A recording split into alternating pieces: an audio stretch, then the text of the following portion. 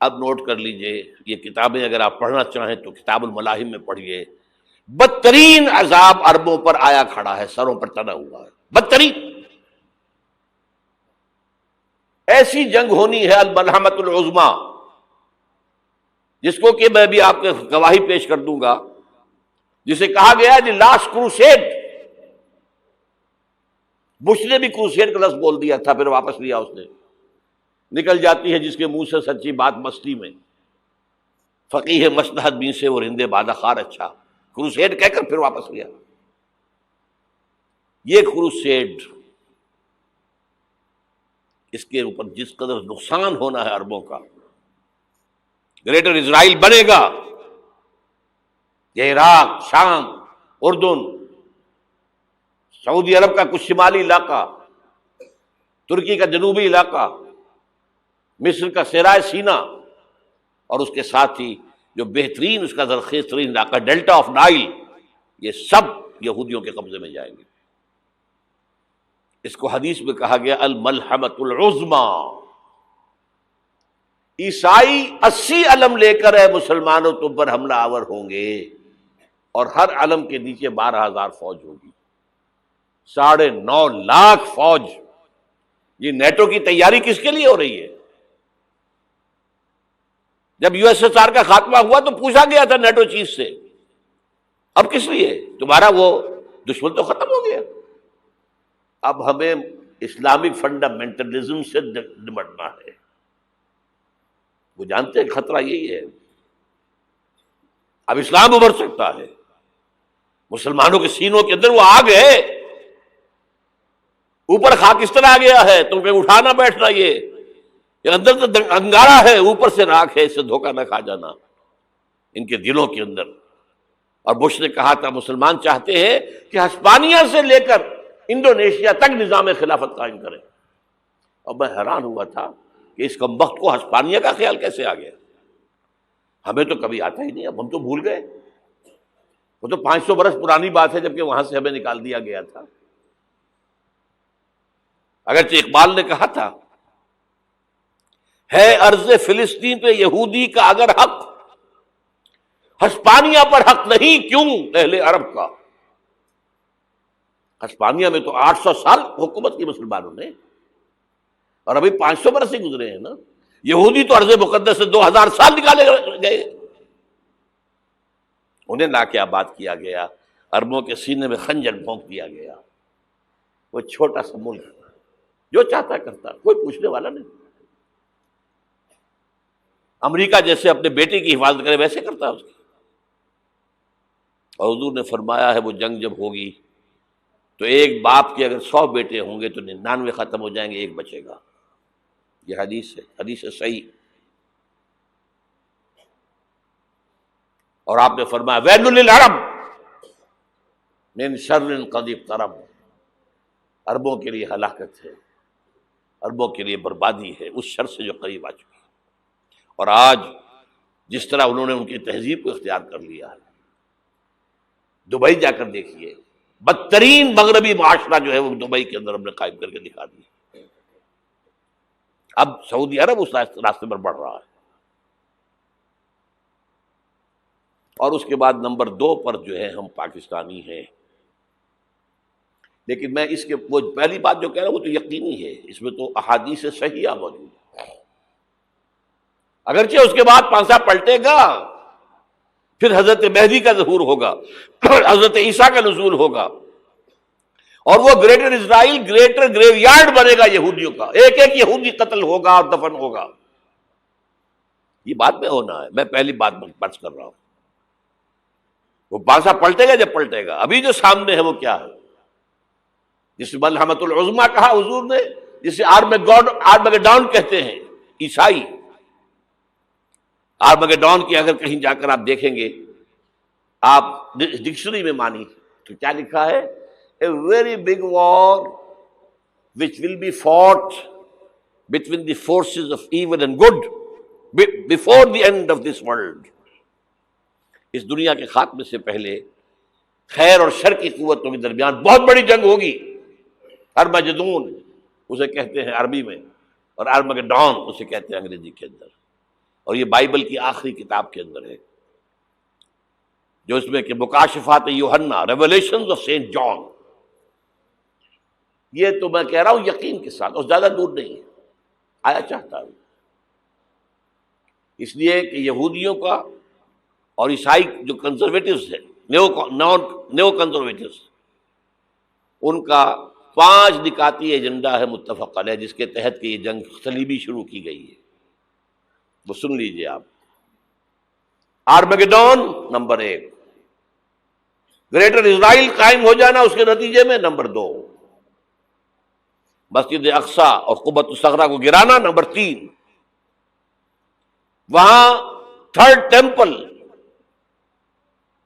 وہ مسجد جو حضرت سلیمان نے بنائی تھی 1000 قبل مسیح میں، پھر برباد کی تھی نبوکدنضر نے، دوبارہ بنائی گئی، پھر دوبارہ ختم ہوئی 70 عیسوی تک گری پڑی ہے. ان کا خانہ کعبہ گرا ہوا ہے 70 عیسوی سے لے کر آج تک. ایک دیوار ہے ویلنگ وال، جہاں جاتے ہیں، روتے ہیں، پیٹتے ہیں، ماتم کرتے ہیں، وہاں وہ بنے گا تھرڈ ٹیمپل. اور نمبر 4، اس میں لا کر رکھا جائے گا تخت حضرت داؤد کا. یہ تخت کہاں ہے اس وقت؟ یہ لندن شریف کے اندر، جو ان کی پارلیمنٹ کا جو چرچ ہے، ویسٹ منسٹر ایبے، اس میں رکھا ہوا ہے. ایک پتھر تھا جس پر بٹھا کر حضرت داؤد کی تاج پوشی ہوئی، پھر حضرت سلیمان کی ہوئی، پھر وہ پتھر رکھ دیا گیا جب حضرت سلیمان نے بنایا ہیکل مسجد اقصی، وہاں رہا وہ. ہر بادشاہ جو تھا یہودی اسی کے اوپر بٹھا کر اس کی تاج پوشی ہوتی تھی. سن 70 میں ٹائٹس نے گرایا اسے، ہیکل کو، وہ پتھر لے گیا، وہاں سے روم گیا، روم سے آئرلینڈ گیا، آئرلینڈ سے اسکاٹ لینڈ آیا، اسکاٹ لینڈ سے انگلینڈ آیا، اور اب وہ رکھا ہوا ہے 14ویں صدی عیسوی سے آج تک. وہ ویسٹ منسٹر ایبے میں رکھا ہوا، ایک کرسی کی سیٹ میں اسے بنا دیا گیا ہے تخت کی شکل میں. اب انگریزوں میں کوئی ملکہ ہو، کوئی بادشاہ ہو جس کی بھی تاج پوشی ہونی اس میں ہوتی.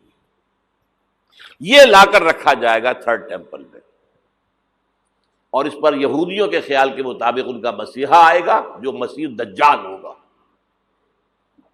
عیسائیوں کے خیال کے مطابق حضرت عیسیٰ آئیں گے، وہ ہمارا بھی خیال ہے حضرت عیسیٰ آئیں گے علیہ السلام.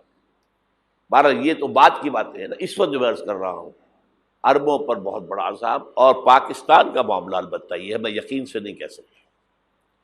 ہینگنگ ان دی بیلنس، ہو سکتا ہے اللہ تعالیٰ ہم پر رحم فرمائے، ہو سکتا ہے، اگرچہ اس کی کچھ شرائط ہوں گی.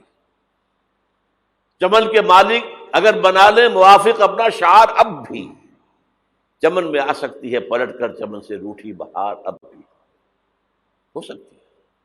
اور یہ بھی ہو سکتا ہے کہ اللہ تعالیٰ نے معجزانہ طور پر ہمیں ملک دیا، ہم نے اللہ سے بدعہدی کی، وعدہ خلافی کی، غداری کی، لہذا سزا دی جائے اور ہم سے یہ ملک چھین لیا جائے.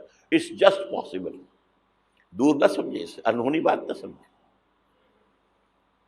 جو گھیراؤ ہو رہا ہے آپ کا، آپ کے مغرب میں نیٹو فورسز اور مشرق میں بھارتی فورسز گدھوں کی طرح بیٹھے ہوئے انتظار کر رہے ہیں پاکستان اور ڈسٹیبلائز ہو جائے، یہاں اور بدامنی ہو جائے. اب لاہور میں پھر آج دھماکے ہو گئے ہیں.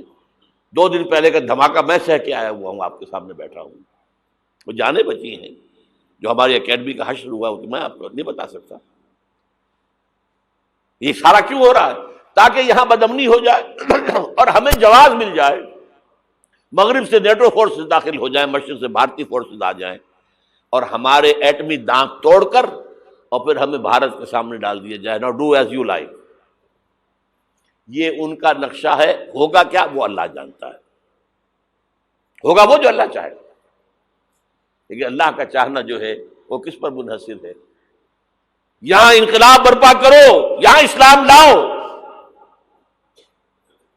اگر دھندوں میں لگے رہو گے تو وہ خود بخود نہیں آ جائے گا انقلاب.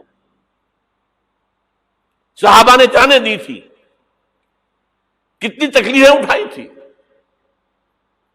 12 برس تک مکی دور کے اندر با نشہ درویشی در ساز و دمادم زن، جو پختہ شبی خدرا بر سلطنت جم زن. یوم طائف یاد ہے جو حضرت عائشہ فرماتی ہے کہ میں نے پوچھا تھا حضور سے کہ یوم احد سے زیادہ سختی بھی آپ پر کبھی آئی؟ یوم احد پر کیا ہوا تھا؟ تلوار کا وار پڑا تھا آپ کے چہرہ مبارک، یہ جو رخسار کی ہڈی ہے اس کے اندر وار گیا ہے، اوپر خود کی 2 کڑیاں تھیں وہ اس میں گھس گئیں، 2 دندان مبارک شہید ہوئے۔ وہ خود کی کڑیاں ایک صحابی نے اپنے دانتوں سے پکڑ کے کھینچنے کی کوشش کی، دانت نکل گئے، وہ نہیں نکلی، کیا جتن کر کے نکالی گئی ہوگی تو خون کا فوارہ آیا، اتنا خون گیا ہے کہ آپ بے ہوش ہو گئے، گر گئے، اور مشہور یہ ہو گیا کہ آپ کا تو انتقال ہو گیا، شہادت ہو گئی۔ یہ سیرت کبھی پڑھی ہے؟ حضرت عائشہ کے ہوش کا تو یہی دور تھا نا، یوم طائف میں تو آپ کی کیا تھی، بچی تھی، انہیں کیا پتا کیا ہو رہا ہے حضور کے ساتھ۔ 3 دن تک حضور مکے کی گلیاں اور وہاں کے اوباش لوگ پتھراؤ کر رہے گئے تھے اس امید میں کہ شاید وہاں کا کوئی سردار ایمان لے آئے، تو یہاں تو ابو طالب بھی فوت ہو گئے، یہی دنیاوی سہارا تھا، خاندانی سہارا تھا ابو طالب کے ذریعے، اور گھر میں ایک دلجوئی کرنے والی رفیقہ حیات تھی، وہ بھی، ان کا بھی انتقال ہو گیا۔ آپ نے کہا یہ عام الحزن ہے، اب تو سب کو طے ہو گیا قریش کو کہ اب جیسے قتل کر دو ان کو، اسی لیے آپ گئے طائف، شاید وہاں کا کوئی بڑا سردار مانے، ایمان لے آئے مجھ پر، تو میں اپنا مرکز ادھر شفٹ کر دوں۔ تینوں سے ملے ہیں، تینوں نے وہ جواب دیے ہیں، نکل جاؤ یہاں سے، میں تمہارے ساتھ بات بھی کرنے کو تیار نہیں۔ اچھا تمہارے سوا کوئی نہیں ملا تھا اللہ کو نبی بنا کر بھیجنے کے لیے؟ دیکھو جاؤ، میں بات نہیں کرنا چاہتا، ہو سکتا ہے میں بے عزتی کر بیٹھوں، واقعی تم اللہ کے نبی ہو تو میں مارا جاؤں گا، جاؤ جاؤ جاؤ۔ یہ سلوک محبت کے ساتھ ہوا ہے۔ اور پھر چھوکروں کو، اسٹریٹ ارچنز جنہیں آپ کہتے ہیں، اشارہ کیا تھا خبر لو ان کی، پتھراؤ ہو رہا ہے، ساتھ کوئی ہے ہی نہیں، ایک آدمی صرف، زید ابن حارثہ۔ اب سامنے سے پتھر آ رہے ہیں تو حضرت زید آگے آ جاتے ہیں، ڈھال بنتے ہیں، مجھے لگے پتھر حضور کو لگے، آپ پیچھے سے آ رہے ہیں، چاروں طرف سے تو ڈھال نہیں بن سکتا ایک شخص، جسم لہو لہان، خون جا کر جوتیوں میں جم گیا ہے، جوتی اتر نہیں۔ پھر وہاں سے واپسی پر جو دعا مانگی ہے، اللہم الیک اشکو ضعف قوتی وقلت حیلتی وہوانی علی الناس، اے اللہ تیری جناب میں فریاد لے کر آیا ہوں اپنی قوت کی کمی کا، اپنے وسائل کی کمی کا، اور جو ذلت و خواری ہو رہی ہے لوگوں کے سامنے، الا ملتقننی، مجھے کس کے حوالے کر دیا ہے، الا بعیدی یتجہمنی، یہ میرے اوپر ہجوم کر کے آ جائے، حملہ کریں، اور عدو من لگتا امرے، یہ دشمن کے حوالے میرا معاملہ کیا، جو چاہے کر دے وہ۔ لیکن پھر عبدیت غالب آتی ہے، ان لم یکن علی غضبک فلا ابالی، اللہ اگر تو ناراض نہیں ہے تو مجھے کوئی پرواہ نہیں، سر تقسیم خم ہے جو مزاج یار میں آئے، مجھے اندیشہ یہ ہے کہ تو ناراض تو نہیں ہو گیا۔ یہ تکلیفیں جھیلی ہے، سینکڑوں صحابہ نے جانوں کا نذرانہ پیش کیا ہے، احزاب کی جنگ میں فاقوں پر فاقے ہو رہے تھے، اور ان فاقوں کی حالت میں خندق کھودنے کا حکم ملا ہے، لوگوں کی کمریں دوہری ہو رہی ہیں، پتھر باندھے ہیں اپنے پیٹوں سے، اپنے چادروں کے ساتھ کس کر قبر دوہری نہ ہو جائے۔ اور جب صحابہ کدالیں چلا رہے ہیں تو کیا کہہ رہے ہیں؟ نحن الذین بایعوا محمدا علی الجہاد ما بقینا ابدا، اللہم لا عیش الا عیش الاخرہ۔ صحابہ کہتے تھے ہم وہ لوگ ہیں جنہوں نے محمد سے بیعت کی ہے کہ جہاد کرتے رہیں گے جب تک جان میں جان نکل جائے تو بات، اور جان ہے، چاہے ابھی بھوک سے کمر دوہری ہوئی جا رہی، جان تو ہے۔ اور ایک دفعہ کہتے تھے اللہم لا عیش الا عیش الاخرہ، اللہ عیش، زندگی تو آخرت کی زندگی ہے۔ اور حضور فرماتے تھے، حضور کے بیٹھے ہوئے نہیں تھے گاؤں تکیہ لگا کر، پتھر اٹھا کر خندق میں سے لے جا کر باہر پھینک رہے تھے، جب صحابہ کہتے ہیں اللہم لا عیش الا عیش الاخرہ، حضور فرما رہے ہیں فاغفر الانصار والمہاجرہ، اے اللہ ان انصار اور مہاجرین کی مغفرت فرما دے۔ پھر حضور کی خدمت میں کچھ لوگ آئے، حضور اب یہ فاقہ ناقابل برداشت ہو گیا، دیکھیے ہم نے یہ پتھر باندھے ہوئے اپنے پیٹوں کے ساتھ۔ حضور نے کرتا اٹھا کر دکھایا، وہاں 2 پتھر باندھے ہوئے۔ یہ ہے سیرت النبی۔ آپ کس چیز کو سیرت النبی سمجھتے ہیں؟ بہرحال اس موضوع پر میری ایک کتاب ہے منہج انقلاب نبوی، کہ انقلاب کیسے آیا تھا۔ اگر دل میں ذرا بھی آرزو پیدا ہو گئی ہو کہ اللہ قبول کر لے مجھے قبول کر لے اس کام کے لیے، تو وہ کتاب آپ کے لیے مسٹ ہوگی، اس کا پڑھنا۔ هي الحلقات تحفظني بآيات من القرآن، هي الحلقات تملأني بحب المصطفى العدنان، هي الحلقات تحفظني